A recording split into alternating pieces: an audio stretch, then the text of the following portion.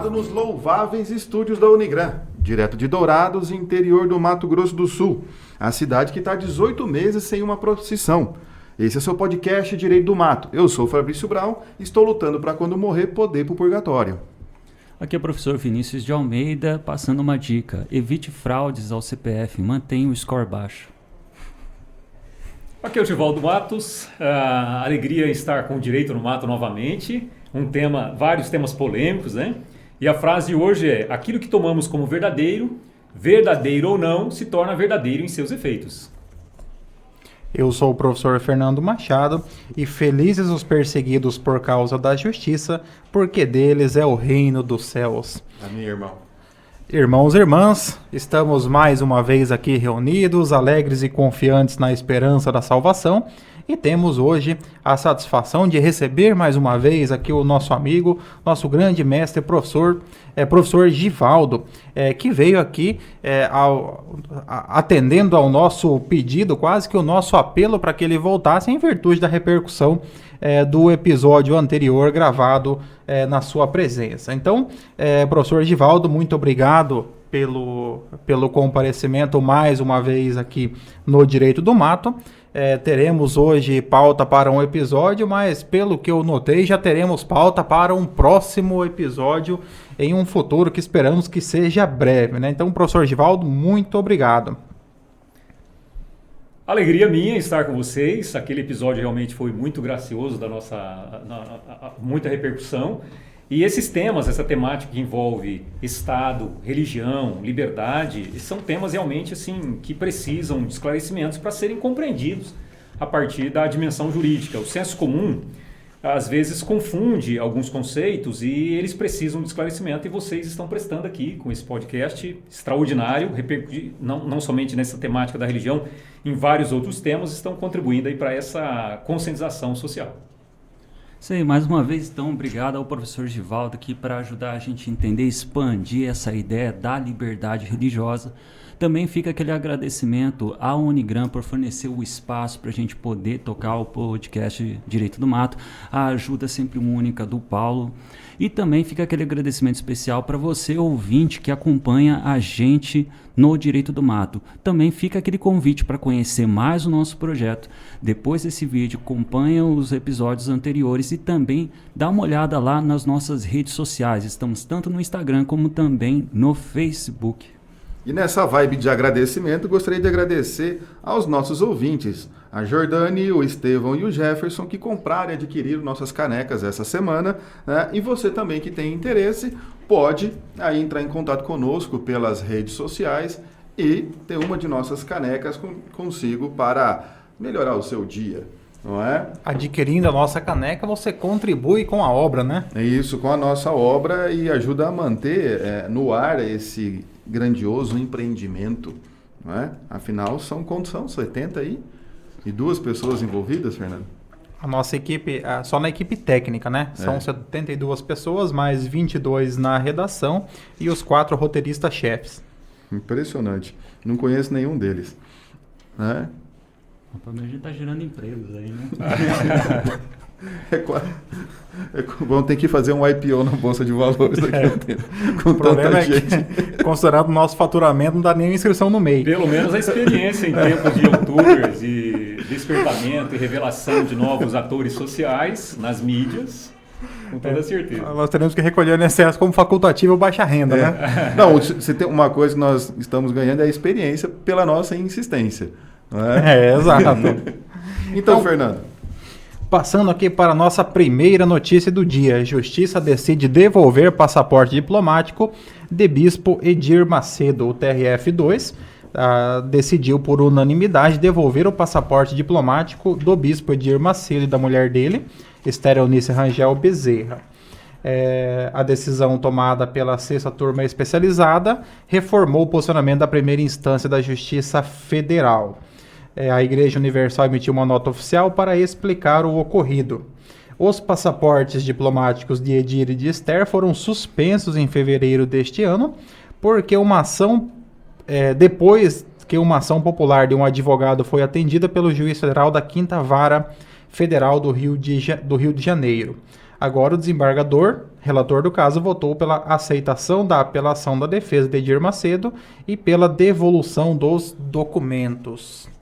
Então, aqui contextualizando ao nosso ouvinte, irmão e irmã que está nos acompanhando, esse caso, ele teve uma repercussão bastante grande em relação à concessão do chamado passaporte diplomático ao bispo Edir Macedo, que é a liderança maior da Igreja Universal. Acabou gerando uma repercussão social a concessão desse passaporte diplomático. Um advogado ajuizou uma ação popular, na condição ali, o professor Vinícius depois pode falar um pouco sobre os requisitos da ação popular, né, em que qualquer cidadão pode ajuizar. De modo que ela foi, em primeira instância, a ação ela foi recebida, foi julgada, acredito que liminarmente procedente, não sei se liminarmente ou se já em decisão de mérito, e foi então, foi suspensa, foi revogada foi anulada a portaria que concedeu o passaporte diplomático ao bispo. O bispo então apelou ao TRF e o TRF reformou a decisão, então restituindo o passaporte diplomático ao bispo Edir Macedo.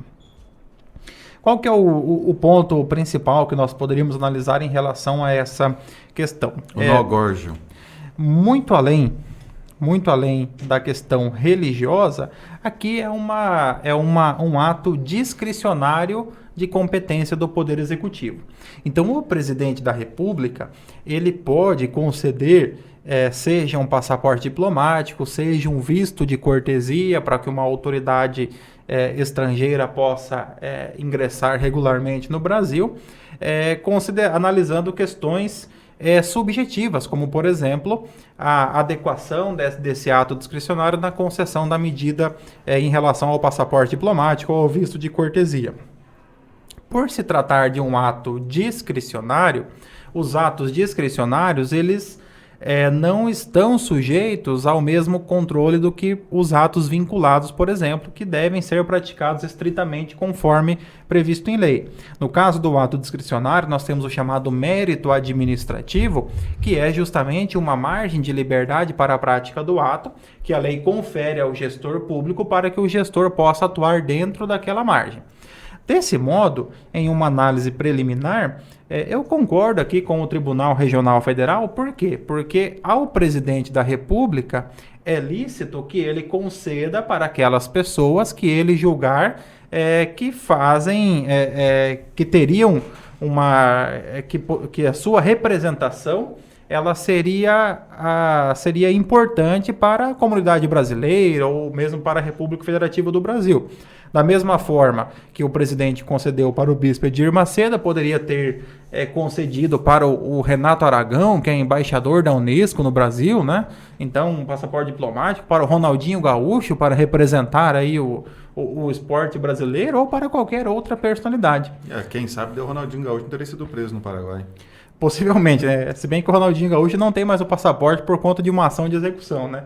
Então vamos mudar o exemplo do jogador, né? Vamos trocar aqui para o Vampeta, né? Imagina que se fosse o Vampeta, né? O Vampeta poderia ser o representante do futebol brasileiro em outros países com o passaporte diplomático, né? Então aqui parece que muito mais do que a discussão se fundamentar em relação à discricionalidade foi em relação à figura da pessoa beneficiada pelo ato administrativo. É importante a gente fazer essa observação, porque quando se fala do bispo Edir Macedo, logo vem à mente, o bispo Edir Macedo recebeu um passaporte diplomático. E na mente das pessoas, a palavra diplomático soa quase como um cargo público. E na verdade não é. Como o professor Fernando acabou esclarecendo, é um ato discricionário que esse passaporte ele é concedido para personagens que podem de alguma maneira representar o país extraoficialmente. No caso desse passaporte que foi concedido ao bispo Edir Macedo, é que ele possa auxiliar trabalhar de maneira melhor com a sua comunidade da Igreja Universal do Reino de Deus nos Estados Unidos. E ocorre isso mesmo. A Universal do Reino de Deus ela tem uma grande representatividade nos Estados Unidos, de maneira que a facilitação desse ir e vir do representante maior da igreja auxilia, em grande medida, a comunidade brasileira daquela pertença. É interessante, professor Fernando, que esse mesmo fenômeno aconteceu em 2019, mas envolvendo o Valdemiro Santiago, né? Foi na 8ª Vara Civil Federal de São Paulo, e naquela ocasião o TRF3 negou, tirou, né? Sequestrou o passaporte diplomático do Valdemiro Santiago. A argumentação usada pela igreja foi exatamente essa, veja bem, entendeu que ao portar o passaporte diplomático, o seu titular poderá desempenhar de maneira mais eficiente as suas atividades em prol da comunidade brasileira no exterior. Não é um equívoco. Há uma comunidade brasileira que tem uma pertença específica, tanto é que esse passaporte poderia ser oferecido para outros líderes religiosos, né? Errado estaria em que alguém religioso demandasse por esse passaporte para representar outra religião, outra fé, e não viesse a obter. Interessante também é a argumentação da ação pública que questionou sobre o Estado laico, mas aí vem realmente a tua análise acerca da discricionalidade, né? Então é importante a gente fazer essa separação. O passaporte diplomático não significa que o personagem que recebe é um diplomata num campo oficial. E um outro ponto também que nós podemos analisar é que quando nós falamos na questão do Estado e do governo, né? No caso da República Federativa do Brasil, nós temos as duas funções acumuladas na pessoa do presidente da República, que é chefe de Estado e chefe de governo. Em relação ao Estado, o Estado ele tem as suas relações diplomáticas. E no campo das relações diplomáticas, há uma presença muito grande, aqui nós vamos para o direito internacional e para as relações internacionais, das tradições ou dos costumes internacionais. E já há alguns séculos, é muito comum que os estados eles concedam algumas honrarias diplomáticas para representantes da igreja. Tanto que nós temos em relação à Santa Sé, que é a representação do Vaticano, da Igreja Católica. Então a Santa Sé ela é considerada um Estado para alguns efeitos, como por exemplo para questões diplomáticas. Os tratados que são celebrados entre os Estados e a Santa Sé, que tem como conteúdo o exercício da religião da fé católica, eles têm até um nome específico, é chamada Concordata. Esses tratados, hoje, eles são, analisando do ponto de vista das constituições de estados laicos, são tratados que seriam, em tese, inconstitucionais. Mas a sua valoração, ela não é uma valoração jurídica, necessariamente. Ela é uma valoração muito mais costumeira e diplomática, de uma relação entre o Estado brasileiro, República Federativa do Brasil, e a Santa Sé. Até porque, para o exercício da fé católica, não é necessário que tenha um tratado regulamentando. Da mesma forma, são comuns que os chefes de Estado eles concedam, então, algumas representações para lideranças religiosas ou para representantes de igrejas em virtude também da tradição que há nessa relação entre o Estado e a religião. Também tem dois fatores muito importantes que pesam contra essa decisão, por exemplo, que primeiro, como o Fernando estava comentando, tem essa tradição de você conceder passaportes para líderes religiosos. E o Brasil, ele já carrega faz muito tempo essa tradição, desde a época quando nós tínhamos uma religião oficial. E aí permaneceu isso. E também tem uma outra coisa, essa concessão, ela acaba também atendendo ao interesse do país. Não é por mais que é uma discricionariedade, ela tem uma motivação, uma justificativa por isso. Porque como o Givaldo estava comentando, era para justamente eles poderem atender a comunidade brasileira fora do país, que é também um papel da República Federativa Brasileira. Com certeza. Não só manter a relação diplomática com entes ou com outros países, mas também ver como é que estão os brasileiros em outras localidades. O que pode ser delegado para outras instituições, como, por exemplo, as entidades religiosas. Então, no final das contas, essa concessão ela é para o interesse do país. Então, esse é um outro ponto também que acaba pesando e faz a gente ver esse tipo de decisão, por exemplo, com um olhar um pouco mais crítico, né? Nós poderíamos fazer uma análise no seguinte sentido.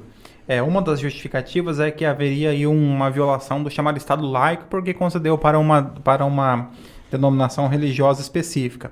Mas se nós fôssemos, então, fazer um paralelo em relação a outras personalidades que poderiam receber essa honraria.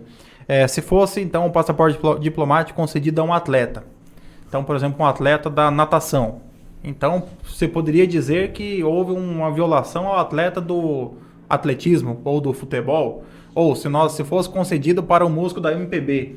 Então haveria ali uma violação do direito de igualdade do músico do pagode, do sertanejo, porque então assim, são alegações que por si só elas não são suficientes para embasar uma decisão judicial de suspensão de um ato discricionário do poder público, porque não havendo ilegalidade no ato administrativo, esse ato não pode ser revisado pelo Poder Judiciário sob pena aí de um ativismo e de uma interferência de um poder no outro. E, curiosamente, na história do Brasil, a gente já teve concessão de passaporte para cantores da MPB, que é um caso do Vinícius de Moraes. O Vinícius de Moraes, ele era concedido, inclusive, ele era até como uma espécie de representante brasileiro em algumas tratativas. Mas vamos deixar o professor Fabrício falar, que ele está ansioso aqui. Não, eu prefiro ficar calado para parecer inteligente. Me deixa fazer Me permita um comentário sobre essa temática. E eu acredito que ela permeia todo o restante do comentário e do episódio sobre religião e Estado passado. Quando nós falamos sobre Estado laico, corre-se o risco de nós enxergarmos a religião como se fosse uma agremiação que não tivesse um estatuto semelhante a outros estatutos reconhecidos pelo direito brasileiro. O que acontece? A agregação religiosa é uma associação civil.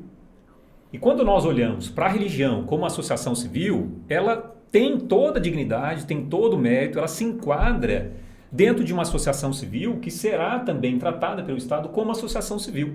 Então ela tem direitos e tem deveres. Então quando isso é concedido para atender uma comunidade religiosa brasileira, se nós deixarmos de pensar que aquela comunidade brasileira é religiosa, mas é uma instituição civil, uma associação civil, a gente percebe que o problema se dirime. Então há uma problemática aí em associar um ato como esse como algo que fere o Estado laico, quando na verdade não fere o Estado laico, porque há o atendimento a uma associação, a um grupo de pessoas que por tabela tem uma característica especial que é a pertença religiosa. É muito importante isso, sobretudo quando nós falamos sobre bancada evangélica, que é um outro setor, um outro debate. A bancada evangélica tem legitimidade, não tem legitimidade de existir no país. Ora, enquanto um grupo de pessoas que representam uma parcela da sociedade, não há ilegalidade. Há toda uma legalidade. Agora, é claro, isso não significa dizer que os seus atos estão além da ética, da moralidade, da razão pública. E é aí que entra um novo debate. Se essa bancada, que representa uma parcela social, se vale de razões públicas para fazer as suas proposições. A razão pública é aquela que realmente leva em consideração o interesse social da maior parcela possível e não atenta contra o direito de terceiros, né? Então, mesmo as bancadas religiosas, evangélica, católica ou outras, elas possuem a sua legitimidade porque são representações de uma parcela social que tem legitimidade de querer ver-se representada. Um ponto interessante aqui é que nós poderíamos analisar em relação à representação ou à legitimidade democrática. Poderíamos analisar que, eventualmente, alguns grupos têm uma possibilidade, têm um acesso, talvez um acesso mais facilitado aos cargos públicos em virtude de algumas ideias que representam. Por exemplo, no Brasil tem sido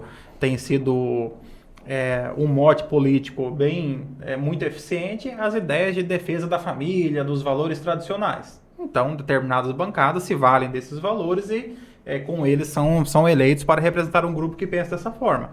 Assim como nós temos grupos que defendem vários outros interesses. Sim. Agora dizer que, por exemplo, porque não está correto ter uma bancada evangélica, da mesma forma nós poderíamos analisar então que também não poderia ter uma bancada, por exemplo, formada por comunicadores. Perfeito. Que são pessoas que já têm radialistas, apresentadores, que utilizam da sua projeção e com elas acabam alcançando os cargos.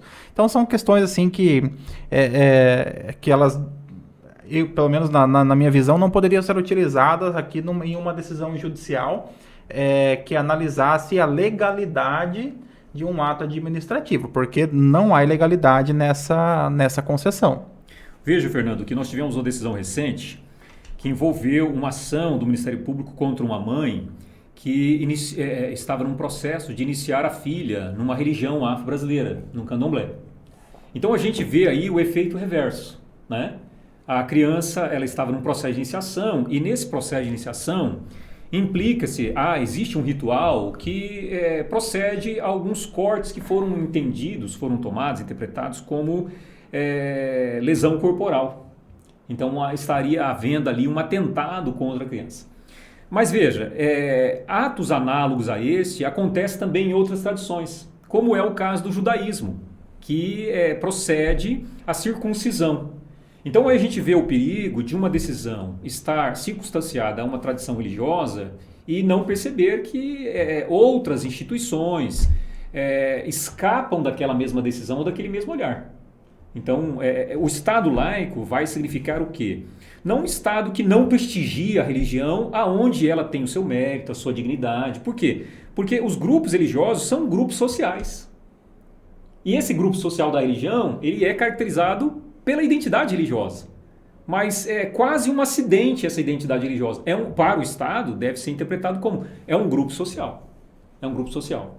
O que não pode haver, eu repito aqui, e às vezes a gente percebe esse vício vindo da parte da bancada evangélica, é um grupo ter uma associação maior de representação no parlamento e ou não atentar para direitos de outros grupos ou usar uma razão autoritária, uma razão que só tem valor para a fé. Mesmo as bancadas religiosas, elas têm que usar a razão pública, por exemplo, a razão constitucional. Então, a razão no parlamento, a proposição de uma lei, a votação por uma determinada lei, ela deve levar em consideração, em primeiro lugar, os valores constitucionais, né? Um ponto interessante é que, vamos pegar aqui, nesse exemplo, você tem a figura ali do pastor. Vamos pegar o pastor porque acho que raramente você tem um padre concorrendo a cargos eletivos. Pelo menos eu desconheço. Não poderia, teria que... Ele não poderia... Ele tem que ter autorização do bispo e a maioria dos bispos não vão autorizar. Então, assim, aí no caso do pastor é mais comum que seja ao mesmo tempo pastor e agente público. Ao falar como pastor, ele fala para a sua comunidade, de pessoas que congregam dos mesmos valores que ele e que optaram por estar naquele ambiente. Ao falar como agente público, ele já não fala mais para um grupo específico, Perfeito. e sim para toda a sociedade. Então, se ele ao mesmo tempo é pastor e ele é prefeito, ele não pode transformar ali o município na sua comunidade. Então, os seus valores não podem ser impostos. Por exemplo, vamos pegar aqui um exemplo, obrigar aqui a que todos participem dos cultos que são organizados ali pelo ente municipal. Então aí você tem aí um desvirtuamento das funções, porque há uma confusão entre a função privada e a função pública. Nada impede que ele exerça a função. O que é necessário é que haja aí essa compatibilidade no exercício das suas funções. É evidente que o parlamentar ele tem uma liberdade maior, porque, como dito, ele representa os valores de uma classe que o elegeu. Mas ainda assim, mesmo que ele tenha uma liberdade um pouco maior do que o Poder Executivo, ainda assim ele precisa estar atento a outros valores que compõem também o ordenamento jurídico brasileiro. Mas isso distingue bem o ente político, o parlamentar, o legislador, do Poder Judiciário. O Poder Judiciário não tem essa liberdade. Ele não é um ente político na maneira de agir, de pensar. O Judiciário age de acordo com o Estado de Direito colocado perante ele. Então, a partir da Constituição e todo o ordenamento jurídico infraconstitucional. O legislador não tem essa liberdade de decidir do jeito que ele quer, né? O chamado juiz solipsista, que fala tanto o Lenin Streck, né? Eu decido de acordo com a minha consciência. Não, você decide de acordo com a Constituição e a lei.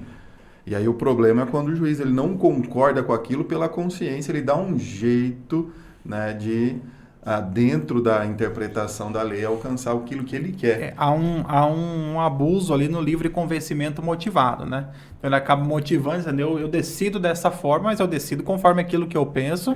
E assim, no direito brasileiro, não importa a sua opinião, você sempre encontra um fundamento jurídico, né? Seja na lei, seja na Constituição, seja em alguma decisão anterior, você, na dúvida, não achou nada, pega um princípio. Você pega a dignidade da pessoa humana e transforma aquilo em qualquer coisa. Fundamento, né? Interessante, é porque esse debate feito na sociedade brasileira, ele ainda está para ser amadurecido. O promotor de justiça que propôs uma ação penal contra a mãe por ter iniciado a filha no candomblé, ele compreendeu a partir da legislação que estava acontecendo ali uma lesão corporal contra a criança, mas ele não se atentou que, na verdade, existem exceções no campo do simbólico. Quer dizer, a lesão corporal ela tem que ser muito bem compreendida quando a finalidade realmente ela é de índole criminosa. A lesão corporal, como o juiz entendeu, ela também ocorre em outros ambientes e principalmente o exemplo citado inclusive na decisão que indeferiu o pedido foi o da comunidade judaica que opera a circuncisão, que não deixa de ser uma lesão. E você pode corporal. Pegar também, é da tradição das crianças do sexo feminino recém-nascidas, já na maternidade você furar a orelha para colocar exatamente. O brinco. Olha o absurdo que seria. A criança está com 2 dias de nascido, já fura a orelha e coloca o brinco. Sim, um absurdo interpretar de maneira tão restritiva. Porque, querendo ou não, é uma lesão, levando a interpretação fria ali na lei, é uma lesão, claro que é. Porém, né, a questão toda de tradição. Agora, a pergunta que se faz é, se alguém ajuizasse uma ação contra uma pessoa da comunidade judaica, se ela não causaria uma maior repercussão. Quer dizer, se suspeita-se que as tradições afros ainda são menos compreendidas ou compreendidas com menor tolerância. Mas no caso dessa decisão, o resultado final foi o não acolhimento, né, da ação penal e ajustado, né, com o Estado de Direito. Mas fica o debate sobre o que estava sendo dito aqui, de encontrarmos razões para justificar a nossa interpretação da lei. E acho que já podemos evoluir para o nosso próximo tema, né? Que sempre são bem tranquilos de tratar, né? Nunca levanta uma certa discussão, né? E polêmica, né? Tem alguns assuntos, professor Givaldo, que quando nós gravamos a gente sempre fica pensando se virar o nosso primeiro processo, né? Mas até o episódio diário de bordo, aqui episódio 49, né? Até esse momento não temos nenhum processo. É importante até destacar quando não se há certeza de uma identidade processual, salvo engano, né? A palavra salvo engano, porque já minora essas possibilidades. Mas, de fato, são temas polêmicos e que acabam assim, trazendo uma certa preocupação. Mas são temas que, por essa mesma razão, ganham legitimidade de serem explorados, de serem debatidos. E debatidos como que eu posso falar, assim, com seriedade, né? Porque tem muito jurista de Twitter, né, que a pessoa faz a mínima ideia do que está falando, escreve qualquer coisa e vai distribuindo opinião por aí como se tudo fosse verdade. Esse é o ponto. Então, sem nenhuma seriedade. E se parar para dar uma analisada, esses temas se mostram como polêmicos justamente porque nós não temos uma educação que nos estimule a discutir ela. Então, são temas que nós somos, no final das contas, obrigados a sempre colocar debaixo do tapete. Na verdade, nós somos criados a não discutir. Afinal, são aqueles 3 assuntos que nunca podemos discutir na mesa, né?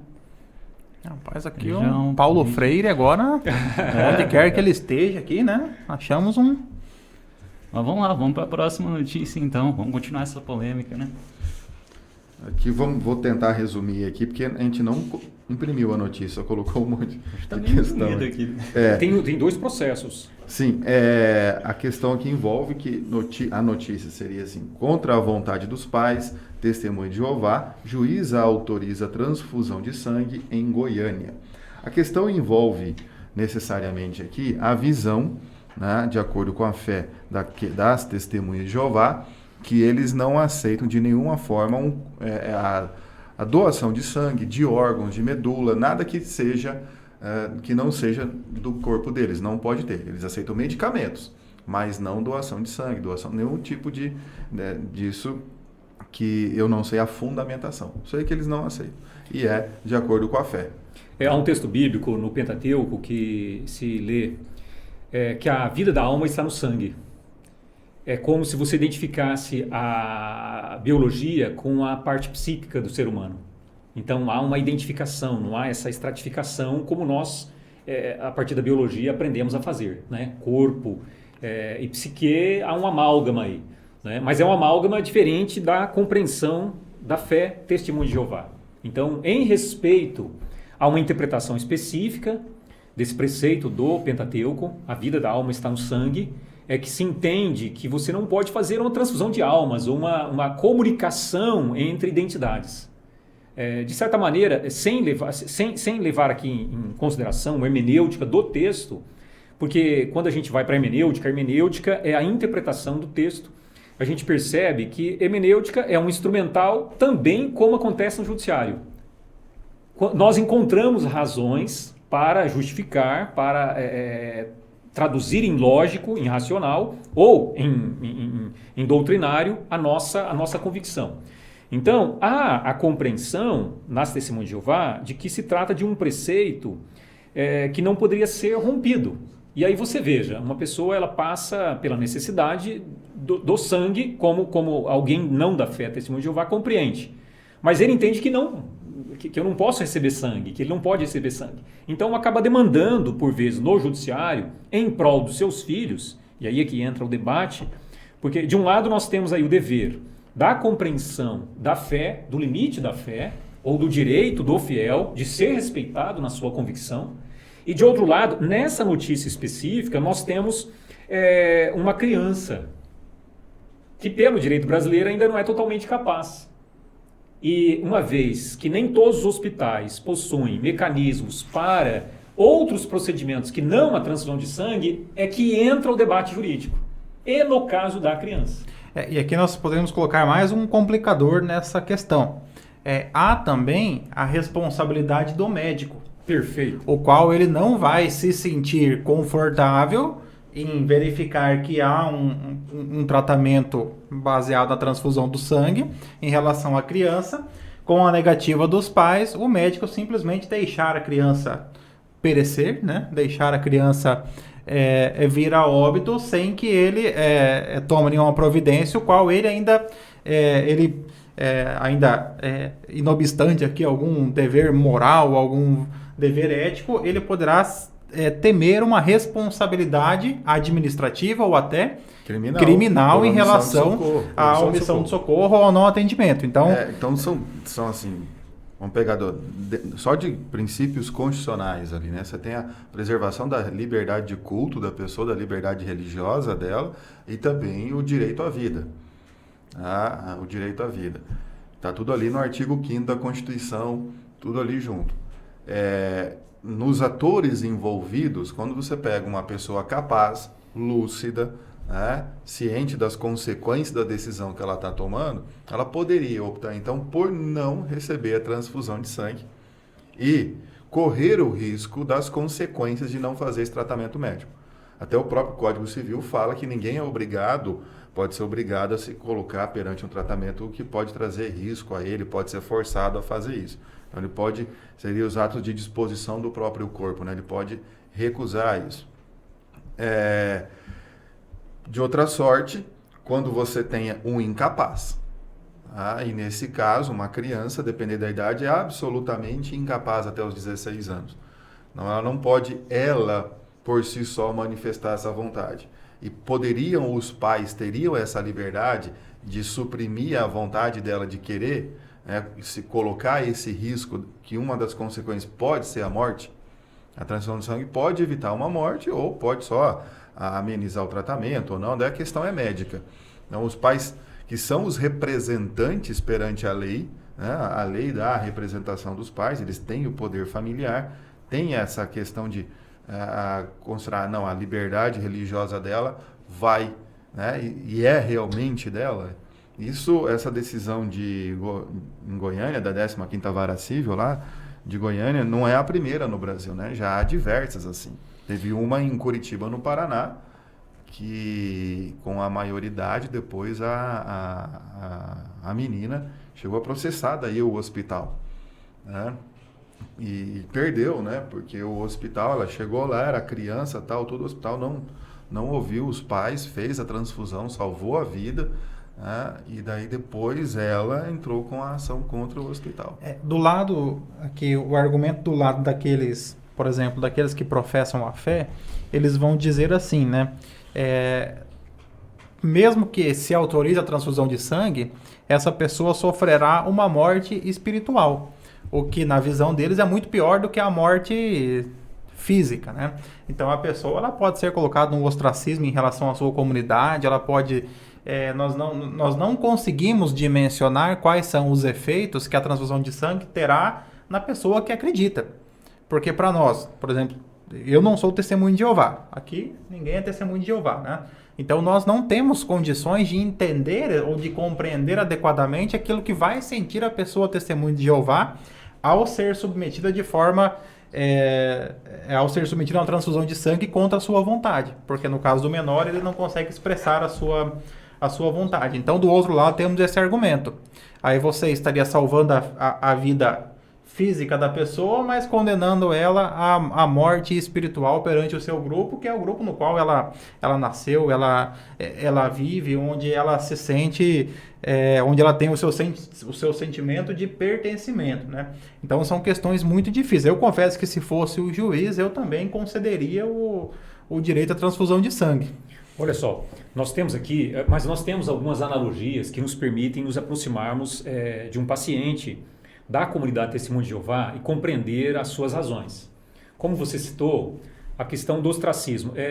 Eu não poderia precisar se há o ostracismo, até porque a gente compreende que a comunidade Testemunho de Jeová, quando alguém é submetido contra a sua vontade, não cometeria contra essa pessoa qualquer conduta, qualquer ato de isolamento social.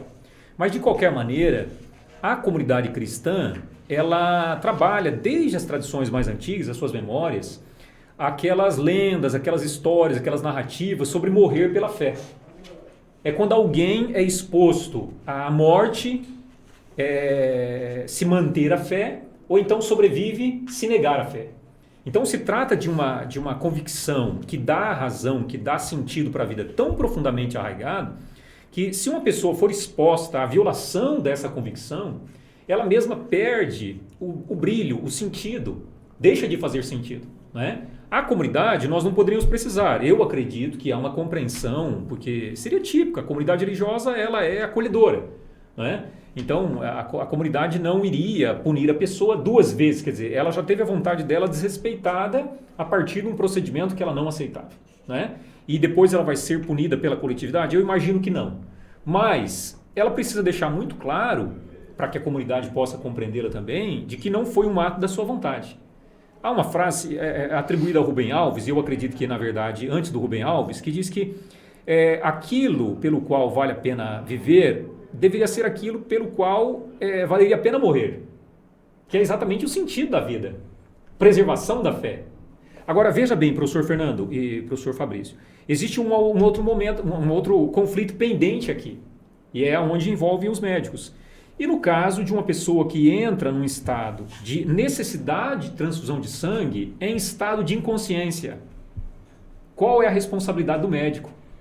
Nós temos decisões, nós temos casos em que o médico e a própria secretaria do hospital teve acesso a uma declaração de não consentimento. Uma declaração de não consentimento. O paciente carregava com ele uma declaração. Carregava consigo uma declaração de não consentimento, quer dizer, já proibindo. E aí o médico, ele fica pensando, poxa, mas ele não está aqui para confirmar, para ratificar essa declaração de não consentimento. E agora, qual é a responsabilidade do médico? Pode acontecer no momento em que você vê a luz se abrindo, né? Não sei se essa seria a representação, né? Você já está uma situação emergencial. Você já está vendo ali que tudo ficou escuro, apenas aquela luz te levando para o céu, né? Se talvez você não mudaria de opinião e não gostaria de revogar aquela declaração. Mas se é para o céu... Se é para o céu, tudo bem. O problema é quando é para outro lugar. Às vezes isso aqui é mais uma chance. Mas veja, professor Fernando, que a questão maior é do médico. O médico está diante de uma situação limite. Porque ele não tem a declaração em si de uma pessoa consciente. Então, qual deve ser o procedimento? E essas decisões que foram enfrentadas por algumas decisões, e é importante mencionar aqui, esse problema ele ainda não foi pacificado. E vamos colocar mais um complicador. Essas decisões são decisões liminares. Isso, é uma grande Então maioria. você não tem aqui o tempo de instruir um Exatamente. processo, fazer um laudo pericial, chamar assistente social, psicólogo, você não tem.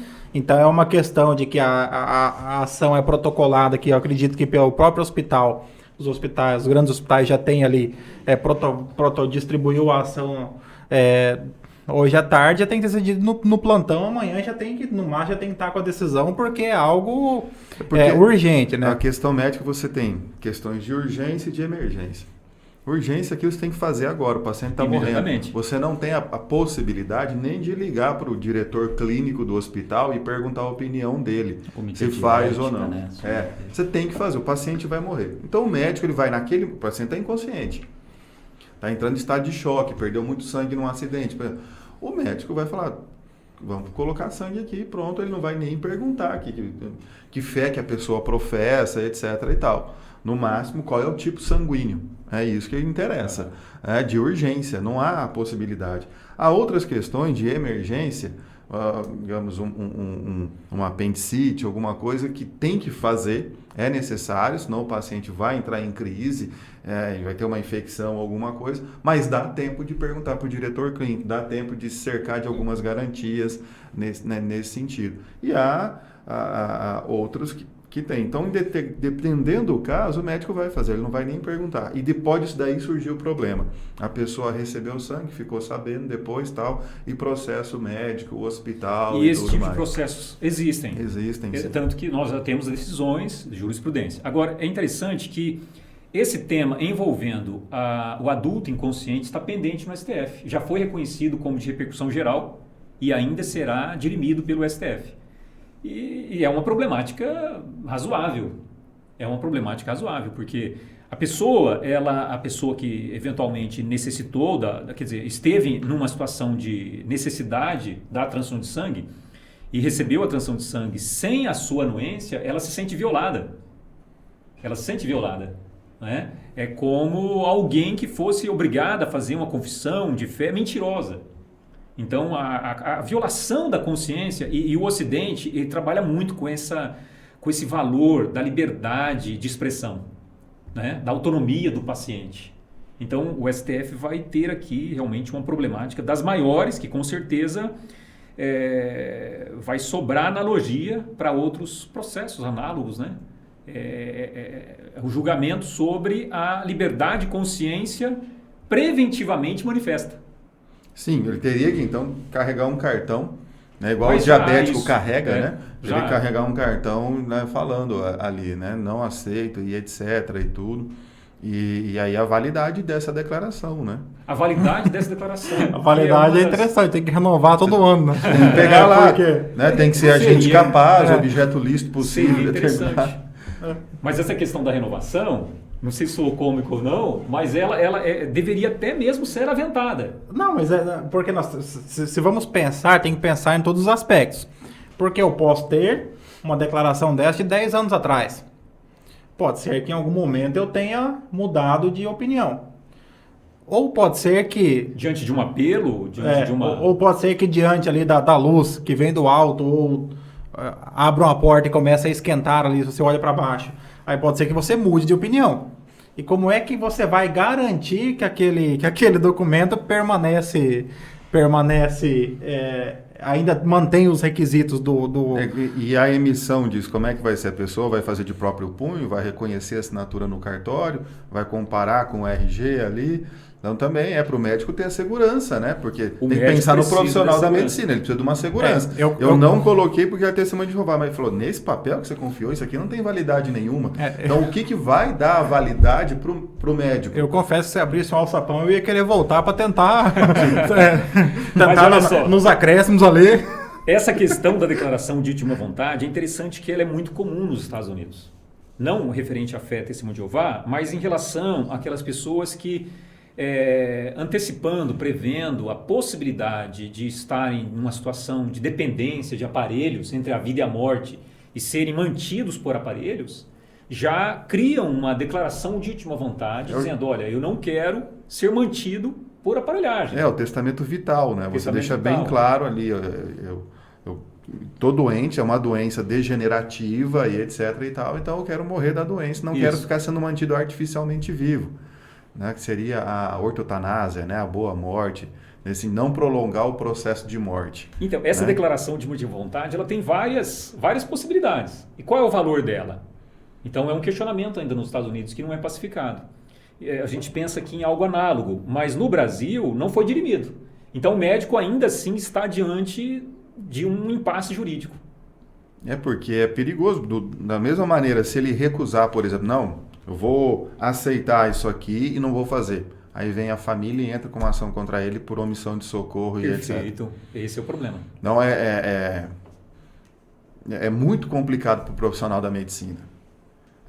Das duas maneiras, se ele atender ou não, pode dar tudo errado para ele. Então ele tem que se resguardar de alguma maneira. Por enquanto salvando a vida da pessoa. O médico vai olhar e ele vai analisar a possibilidade de irreversibilidade do dano. Então ele vai dizer, eu posso salvar a pessoa, ela ser prejudicada no seu convívio religioso e social, ou a pessoa pode morrer. Qual que tem uma chance de reabilitação? Em tese, o convívio social, religioso, que a pessoa pode, dependendo de como for, se reabilitar perante o... Então ele vai por esse caminho, que é o que tem a possibilidade de se reverter os efeitos mais graves, né? Que no caso do outro caminho não teria como, né? Eu destaco novamente aqui que geralmente o argumento usado, quer dizer, a razão usada, não é a de que esse procedimento afetaria o convívio social. Se refere mesmo à convicção. Se refere a uma violação da sua convicção. E ela é protegida constitucionalmente. Mas, por outro lado, o médico ele tem o dever também constitucional de fazer a defesa da vida. Ele não tem escapatória. Agora, eu faria outra menção aqui, é que no caso de menores, então há pacificação. Realmente a criança ela é vista como ainda um menor incapaz, e quando a sua vida estiver sendo perigada e houver aí uma desídia, uma não ação, né? Uma omissão da parte dos pais, o Estado age em prol daquela criança. Que é um outro debate, quem sabe para outra hora, aí, que vocês podem ensejar, que é análogo ao tema do homeschool, que é o ensino domiciliar. Veja, a criança que recebe o ensino domiciliar, ele também tem um prejuízo, que é o do convívio social na escola, do pluralismo, etc. Quem decidiria serão os pais. Os pais teriam o direito de sonegar à criança o convívio social, inclusive com o diferente, as frustrações, aquela dose de contaminações, de viroses que todo ano a criança tem para fortalecer o seu sistema imunológico. Olha, é um debate. Eu tenho certeza que depois desse ensino remoto, quarentena, muita gente mudou de opinião sobre o ensino domiciliar. Melhor mandar aí para... Mas vamos deixar esse tema para o outro dia, que isso aí dá um programa inteiro. Esse aqui em relação envolvendo já crianças, uma coisa que acaba surgindo é qual que seria a responsabilidade dos pais em decorrência disso. Já que, por exemplo, você tem uma decisão judicial que vai contrário à vontade deles em não realizar a transfusão de sangue, então os pais, será que serão responsabilizados por causa disso? Olha, os pais, se eles não levarem a criança para fazer a vacinação regulamentar, tanto que isso é fiscalizado quando você vai matricular seu filho na escola, você tem que juntar a carteirinha de vacinação, é uma forma do Estado controlar se está sendo vacinado ou não, eles podem ser responsabilizados, tanto mais numa situação às vezes como essa. Nos Estados Unidos existem decisões condenando os pais. Aqui no Brasil tem uma decisão que é uma decisão até um pouco triste, que é o caso Juliana Bonfim, decidido pelo STJ, no qual absolveu, eu não sei o termo correto, né? Processo penal não é muito comigo, mas acredito que absolveu os pais porque por orientação, os pais eram testemunhas de Jeová e por orientação do médico da família, que também era testemunha de Jeová, eles não realizaram a transfusão de sangue que levou óbito à menina. Aí os pais foram levados, acho que indiciados por homicídio doloso, foi a tribunal e aí com um recurso em habeas corpus, o STJ, em uma decisão muito criticada e estudada, absolveu, livrou eles. E aí, por isso que eu fiquei pensando, qual que seria então, hoje, se a gente atualizasse, porque é um caso um pouco antigo, atualizasse isso, como é que a gente veria essa responsabilidade por parte dos pais? Porque a preocupação de imediato não é essa. A preocupação de imediato é a vida da menina. Mas vai chegar um momento que isso vai precisar ser discutido. E aí, qual o caminho, então?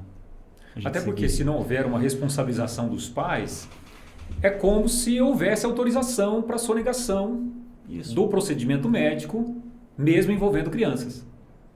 Então é um assunto que precisa ser dirimido, está pendente de ser dirimido. E se responsabilizar os pais, imagina o clima que vai ficar lá em casa. É verdade. É verdade. Vamos para a nossa terceira notícia. Ensino religioso confessional. Em setembro de 2017, aqui a notícia é um pouco mais antiga, mas a matéria é interessante, decidiu por maioria 6-5 que o ensino religioso pode ser confessional nas escolas. Então aqui vamos jogar a pergunta ao professor Givaldo, né? Professor Givaldo, é lícito que a escola pública atue como agente fomentador de determinada confissão em um estado laico? Primeiro, deixar para quem está ouvindo, o que é o ensino religioso confessional? E tem só o ensino religioso. É interessante, professor Fernando, porque se a pergunta vem pela licitude, eu preciso definir um pouquinho também esse conceito de licitude, né? Num campo moral ou num campo jurídico? Porque no campo jurídico o STF pacificou. O ensino religioso pode ser confessional. O que seria o ensino religioso confessional? É o ensino a partir de uma pertença religiosa específica. Eu vou ensinar a minha religião. Eu vou ensinar os valores da minha tradição religiosa. Então vamos imaginar aqui que uma escola ela opte pelo ensino confessional cristão, ela vai ensinar o ensino religioso cristão. O que ocorre é que o Brasil é majoritariamente cristão. Então, por vezes a gente não percebe o estranhamento que isso pode representar numa região onde a população não é majoritariamente cristã. Ou o inverso pode ser verdade. Uma escola, por exemplo, que vem adotar o ensino do budismo como ensino religioso, como o elemento do ensino daquela escola, ou o das tradições afro. Então aí a gente percebe realmente assim, a tensão dessa problemática. O ensino religioso confessional, então vale a pena dizer aqui, é o ensino em que eu posso me valer de uma confissão de fé específica. Na verdade, nós já tínhamos um acordo, como você disse aqui, da Concordata, nós tínhamos um acordo entre o Brasil e o Vaticano, onde se autorizou o ensino confessional católico nas escolas católicas, sem problema nenhum. Agora, o STF teve que decidir isso, teve que enfrentar a temática em 2017 com repercussão geral. Né? O ensino de... E o que é que está em voga aí? Veja, existem elementos da confissão católica ou da confissão protestante ou de uma confissão afro que podem ser muito comuns, podem ser muito confortáveis, podem ser muito razoáveis para alguém daquela tradição, mas não é nada razoável para alguém de fora daquela tradição. Então imaginemos nós aqui, eu estou assistindo aula numa escola que o ensino religioso confessional é católico e eu pertenço a uma tradição afro. Ou eu estou numa escola protestante e eu pertenço a uma confissão afro. É interessante que as religiões, elas guardam uma animosidade entre si.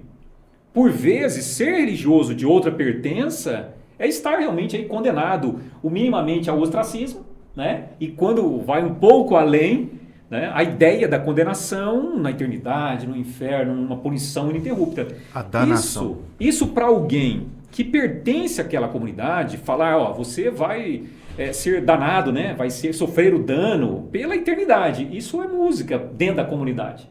Agora, quando você ouve de uma outra comunidade, uma outra pertença, que você vai sofrer a perdição, isso soa como se fosse uma ferida contra a sua dignidade.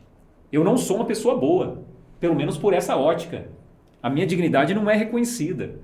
A dignidade passa a ser condicionada à pertença religiosa. E aí é que entra a tensão do ensino religioso. E aí nós ser confessional, não. Aí nós temos alguns elementos também que poderíamos colocar aqui. A questão da escola pública e da escola privada. Por quê? Porque na escola pública, em tese, os pais, eles não têm como escolher. Então, é o direito do aluno frequentar a escola.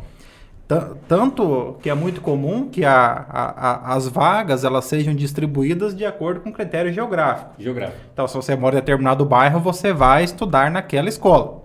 Então você não pode nem mesmo escolher entre escolas públicas, né? Então você vai estudar naquele bairro. Diferente seria em uma escola privada, no qual os pais voluntariamente podem matricular o seu filho. Aí se eu quero matricular o meu filho na escola israelita Ben Gurion, e lá eu vou reclamar que ele está recebendo ensino religioso de matriz judaica.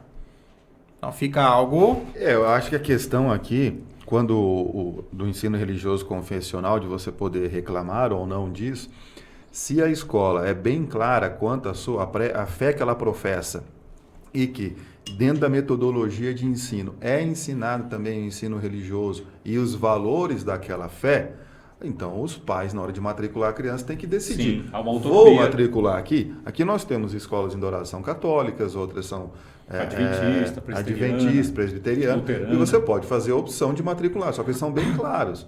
A gente tem essa visão de mundo e nós professamos, e na hora de ensinar também é passar essa visão de mundo. Então os pais têm que saber. Eu não quero. Existem escolas que não têm nenhuma vinculação a nenhuma religião e não fazem isso de forma alguma, e os pais podem optar por essa escola, né? Então é uma questão de ter muita clareza ali no momento da matrícula, de ficar sabendo. Então se tem essa clareza, você já vai lá numa escola, né, que tem a bandeira de Israel, tem o leão de Judá e etc, tudo, que identifica ali que são judeus, tudo mais, e você aí não quer que tenha uma religião, a partir da filosofia judaica, bom, aí também você está meio equivocado. Vou matricular, né? o meu filho na escola franciscana, não quero que ele reze o Pai Nosso. A iniciativa privada, isso aqui alcança, na verdade, a iniciativa pública, porque as escolas públicas, que é exatamente pelo motivo que o professor Fernando apontou, a criança ela não tem a opção, né? E aí nós temos alguns modelos que já foram teorizados sobre... Porque o direito não, o ensino religioso, ele tem previsão constitucional. Então ou altera a Constituição para não se ensinar religião mais nas escolas, ou então eu tenho que admitir que o ensino religioso ele tem previsão constitucional. Daí a pergunta que veio, qual tipo de ensino religioso? Então havia alguns modelos. O primeiro modelo era exatamente o clássico, que é o confessional, né? Ensina-se a fé, e a fé, no caso aí, majoritária. Muito bem. Agora, houve a reação de que o ensino confessional, ele fere o Estado laico, porque a criança está ali, ela vem de uma tradição agnóstica. Vamos imaginar assim, uma tradição agnóstica, uma tradição sem crença por convicção, ou uma tradição minoritária e às vezes até assim com menoscabo social, né? E existem, infelizmente, o Brasil ainda vai amadurecer nesse sentido, mas não amadureceu. Então existe ainda algumas tradições que elas são mal vistas, elas são perseguidas, né? Enfim. Então aí a pergunta que se fez é se não estaria se ferindo o Estado laico, ensinando valores de uma tradição específica, e a criança estivesse ali obrigada a receber aquele ensino. Bom, uma das decisões tomadas foi desde sempre a de que não seria obrigatório. Não seria obrigatório. Daí vem um outro problema. Não é obrigatório, mas pode ser confessional. Não estaria o Estado aí custeando uma catequese, custeando uma... Veja bem, é verba pública em prol de uma tradição específica. Até porque para a criança é muito complicado, porque grande parte das religiões, elas ainda são interpretadas como elas são excludentes. Então, se você optar por esse caminho, você chegará ao céu ou o correspondente de cada religião. Se você optar pelo outro caminho, você vai então para o inferno ou o seu correlato, né? Então, para a criança isso é muito complicado, porque ela vai receber a informação, ela não tem ainda condições de interpretar, ela não tem o discernimento necessário, ela vai entender. Ou eu vou, se o meu professor, que é a autoridade que eu tenho em sala de aula, se ele me diz que eu tenho que ir por esse caminho, se eu não for por esse, eu vou para o inferno que já foi divulgado aqui, né? Então, para a criança é muito complicado, porque a criança não tem ainda não tem maturidade intelectual, espiritual, em que pese muitas crianças sejam mais espiritualizadas que muitos adultos, mas ela não tem ainda esse discernimento necessário para compreender alguns elementos importantes da religião. E também entender o peso de ter a opção de fazer ou não fazer, as consequências de exercer essa autonomia na maioria das escolhas da vida. Então é um peso que exigiria um pouco mais de maturidade por parte da criança. Então, de fato, realmente deixa ela numa situação bem delicada mesmo. Quando eu estava lá em Amambai, ensino religioso ele era no último tempo. E aí quase ninguém queria fazer, né? Porque daí se você fosse fazer ensino religioso, aí você tinha que ficar mais um tempo na escola e os colegas eram dispensados antes, né? Então aí você podia ser a grande maioria... A criança podia ser mais religiosa possível, ele queria ir embora junto com os outros, né? E normalmente o professor de ensino religioso aqui, ele já está perto de aposentar, né? Já está ali readaptado, com problema de... Aí colocava ele, aí que dificultava ainda mais a... Tá cuidando dos gatos. Ainda dificultava ainda mais agora, olha só, o ensino voltando religioso. aqui ao conflito outrora apontado, né? Se nós temos aí um professor destacado para o ensino religioso e tenha 2 crianças assistindo a aula de ensino religioso, ele recebe do Estado. Para oferecer o ensino de uma tradição específica. Então, é aí que entra-se o debate. Antes dessa decisão do STF, nós já tínhamos a teorização de alguns modelos. O primeiro deles é o clássico, que é o confessional. O segundo deles, que veio a partir da crítica a esse modelo, era, não, ensina-se a religião, porque tem previsão constitucional, ensina-se religião, e religião numa perspectiva científica. Então, nós vamos ensinar história da religião, sociologia da religião, filosofia da religião. Muito bem. Só que o problema desse modelo é que ele não está ensinando religião, ele está ensinando ciência da religião.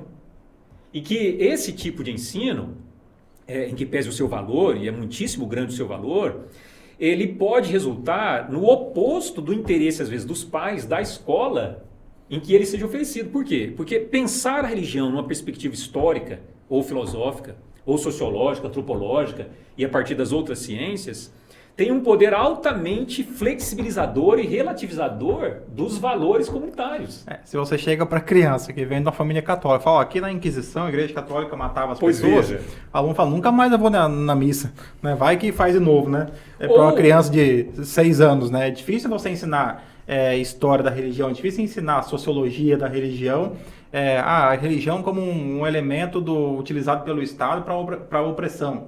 Então você vai ter controle de valores. Então você vai ter muita dificuldade em trabalhar nesse aspecto, né? Então aqui nós tivemos uma reação, ensina-se religião, tudo bem, mas ensina-se religião numa perspectiva científica. Um outro modelo foi o modelo plural, que é igualmente problemático, assim, no sentido de não aceitação de todos. O que seria o plural? Vamos ensinar todas as religiões aqui. Impossível. Exatamente. Por quê? Porque nós temos, mas aí existe uma proposta de que exista a eleição de alguns valores de cada religião que sejam comuns, por exemplo, o valor do amor, do cuidado do próximo, etc. Mas veja, nós novamente observamos aqui que se esvazia o elemento religioso. Aí eu estudo a religião como um grupo cultural. Isso entra muito mais na parte da ética, como um todo, do que da religião. Aí a religião é fornecedora de ética, mas existem outras fontes também da reflexão ética. Para não falar também que não atende o interesse de todos, porque, como o professor Fernando afirmou aqui, não poucas tradições religiosas são exclusivistas. E a criança, de repente, ela é iniciada num debate onde as tradições são vistas com igualdade. Não é interessante para todos. Seria interessante na minha perspectiva, porque o respeito, a tolerância que poderia nascer daí, eu acho que seria um laboratório interessante, né, de pensarmos. Mas não seria do interesse de quem ainda quer manter o ensino religioso a partir do subsídio estatal. De qualquer maneira, o STF decidiu. Está válido. E aí? Isso aí, chegamos ao fim, então. Chegamos ao final de mais um episódio sem conseguir cumprir a pauta. E mais uma vez, com conteúdo para um próximo episódio. Mas então, conversar com o Givaldo é assim, né? Isso que foi a primeira pauta, foi feita lá atrás, aí só está continuando. O professor Givaldo fica desde já intimado, né? Igual a audiência do juizado, né? Você já sai intimado, né? Então o professor Givaldo já sai intimado para que compareça novamente dentro em breve, para que a gente possa explorar ainda mais a nossa pauta. Estamos na pauta ainda do primeiro episódio, né? A expectativa de que fosse um episódio só. Mas, irmãos e irmãs, estamos aqui então mais uma vez com a nossa missão cumprida. Vamos agora para os avisos da comunidade.